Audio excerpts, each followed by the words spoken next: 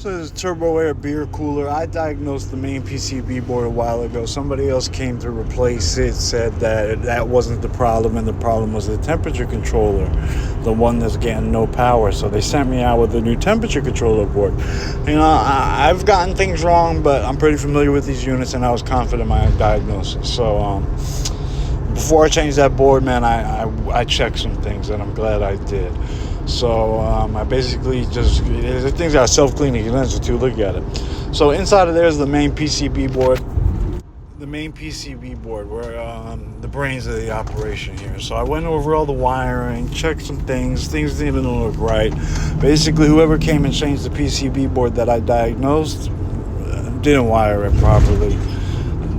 Didn't even have a wire landing in the right spot, and didn't even have one wire connected. Once I reconnected and rewired and fixed everything, bam, look at that. Temperature controller works, and look what's on the floor right there.